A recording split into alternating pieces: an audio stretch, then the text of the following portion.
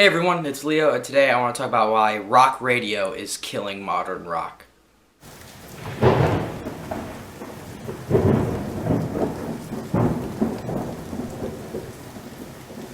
So, rock and roll.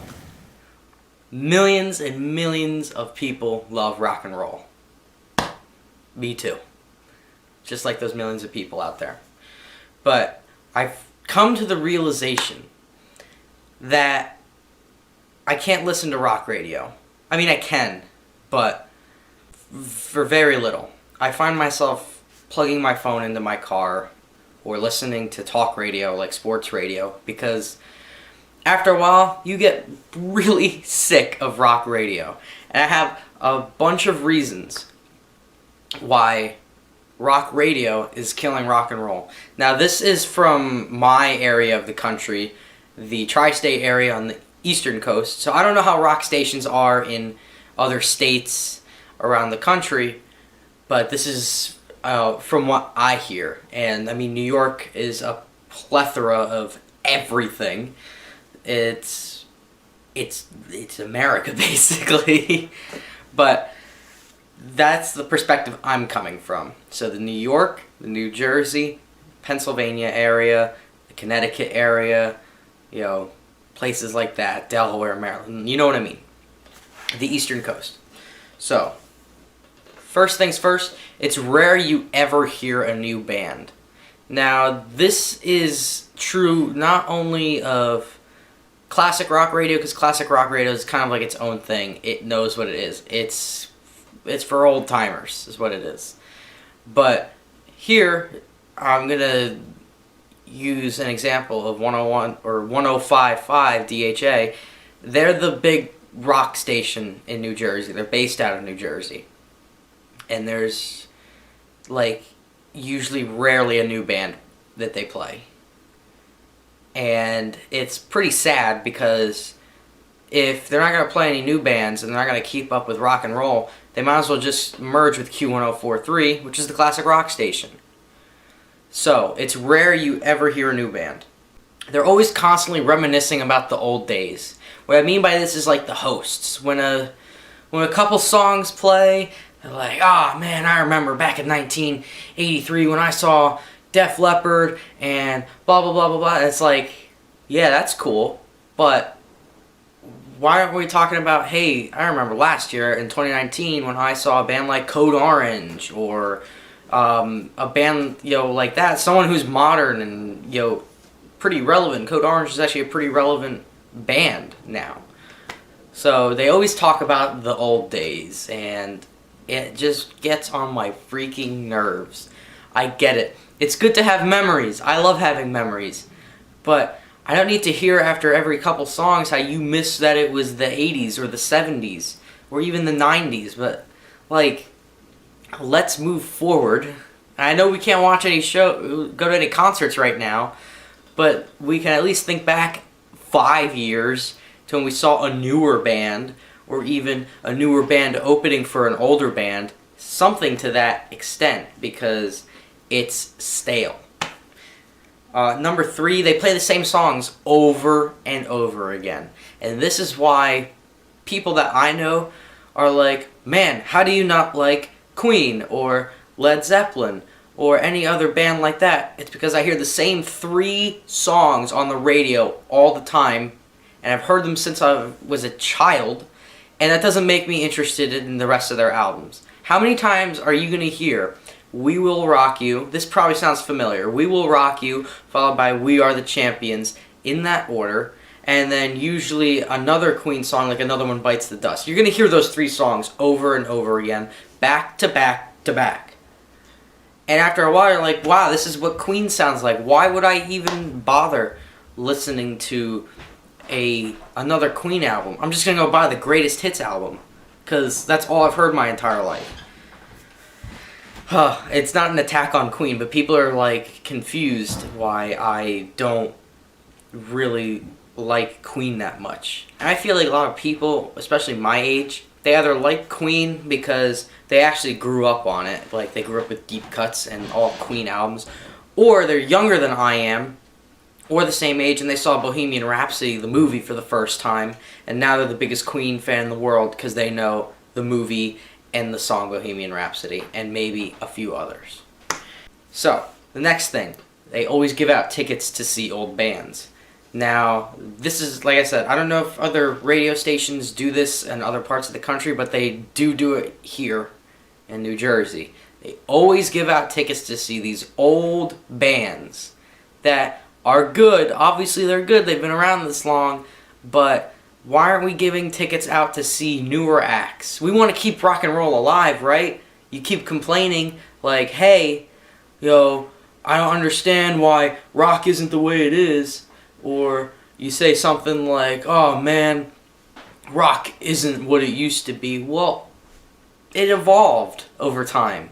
Music itself evolved over time. You have to keep up with the new bands. You can't.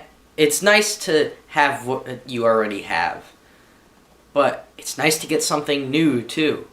To step outside of the comfort zone, to explore new bands, new weird bands, new bands that are doing something a little bit similar. I mean, this is where I get caught between a rock and a hard place on like someone like Greta Van Fleet, who are a new young band doing old things, which I'm actually totally fine with.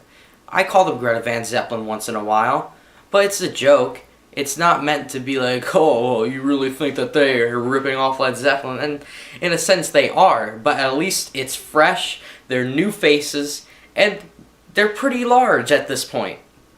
So, if we gave more tickets out to go see Greta Van Fleet, or Code Orange, or any other newer bands, then maybe the rock scene would be a little more lively than it is. Okay, another reason. So they don't play anything from any subgenres. Now this is more metal specific, I think. I wish they played a little more metal. It's nice to hear Metallica on the radio once in a while. Maybe an Iron Maiden song, God forbid. And I'm going to get to that in a minute.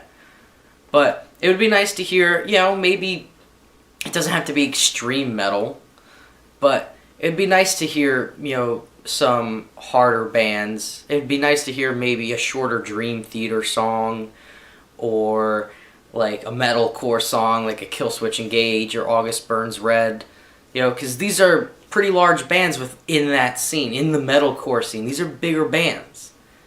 And it's not like they don't have accessible material. There is definitely some accessible material out there with these quote-unquote extremer subgenres of metal. And yeah, it's not for everyone, but that's the other problem with rock radio. It always just focuses on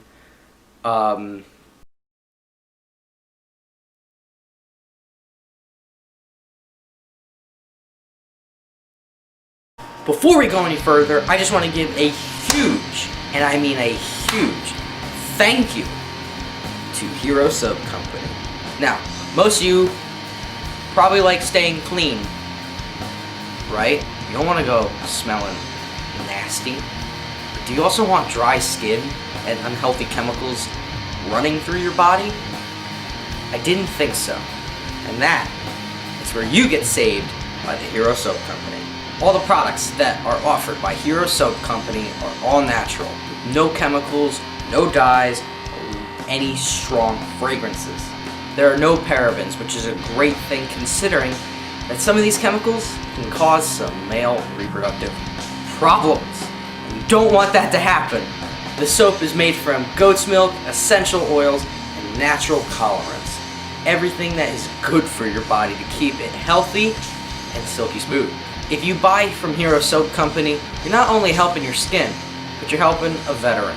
Every portion of your sale goes to Operation Finally Home, which is a home building charity for wounded or troubled veterans. I personally really like this cause. I have a military family, and it's really heartbreaking to see that people who give up so much come home to almost nothing. So you can subscribe if you would like, and get your soap monthly. And by doing that, you save 20%. Now, you can also click my link in the description below and get 10% off your first order. And that helps me out greatly. As a small YouTuber, I have to really thank Hero Soap Company for giving me the opportunity to be an ambassador of their company. I've also got this amazing Hero Soap Company hat, which has a real leather patch and is a flex fit snapback. Absolutely worth it. One of the favorite hats I own. And I do use Hero Soap Company. I'm currently using the peppermint soap, which is absolutely amazing. So if you're interested, go check my link out in the description below. Support me, support Hero Soap Company, and support the people who have fought for our country. Another reason, they will occasionally pretend to care about a certain band when they're coming to town for a tour.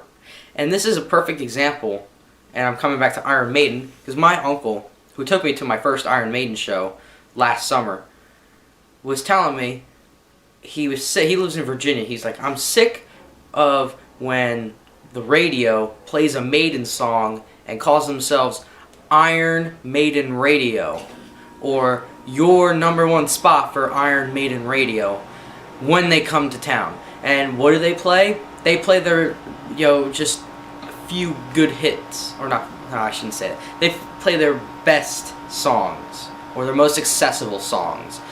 Run to the Hills, Aces High, 2 Minutes to Midnight, The Trooper. That's 4 songs. You never really hear more than that. Why can't we get a deep Maiden cut? Yeah, some of their songs are long, but let's listen to something else off of Power Slave.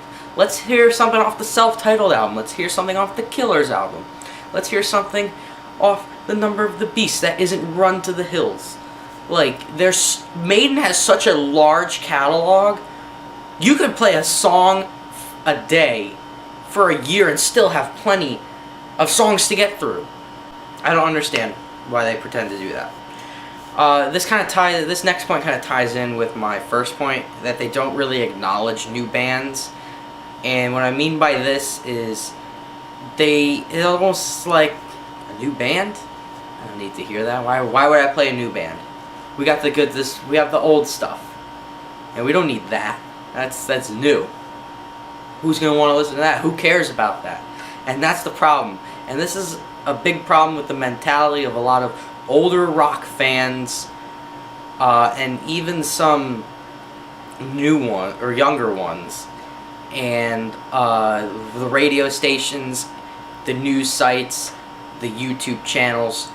They just don't like to acknowledge new bands, underground bands, just local bands that are trying their damn hardest to put out the best original music that they can, and they don't pay any attention to it. Not at all. It's, like I said, it's rare to hear a new band on any rock station around here. I mean, God forbid we try, expanding everyone's musical palette, and I guess if you'd say, and play something a little fresher. And that's the one thing I will say about alternative radio. 92.3 just became an alternative station. It plays a lot more pop than I would like it to, but at least there's some more alternative songs, if you will, alternative. But yeah, they don't really acknowledge new bands. This one is a very small point, but they get a lot of these old-time rock stars to promote their radio station. So once in a while you might hear, hey, this is Mick Mars, and you're listening to 105.5 DHA. And it's like, yeah, Mick Mars, that was relevant in the freaking 80s. Motley Crue was relevant in the 80s. Not anymore. I mean, they're relevant now because of the funny videos and the memes that have come out of Vince Neil, but they're not relevant. Why can't we get someone new? Why can't we get, like, the lead singer from Greta Van Fleet? Or the lead singer from Code Orange? I know I'm saying the same 2 bands over and over again, but it's hard to really rack your brain for these new bands and trying to keep up with these new bands when it's been ingrained in my mind forever that these are the biggest rock stars. Right? Why can't we get some of these fresh faces in and, Just have them promote your station. What about someone like, even Avenged Sevenfold? What about them? You know, this is M Shadows and you're listening to 105.5 DHA. At least Avenged Sevenfold isn't as old as, you know, these other guys. Yeah, they've been around for about, well, what, almost 20 years now? But still, that's nothing compared to, you know, these old glam rock, these old classic rock guys who are just on the verge of freaking senile. Let's hear a fresh face promote the radio station. And my last point, I kind of talked about already, they don't play deep cuts. And this, I think, really can kill rock.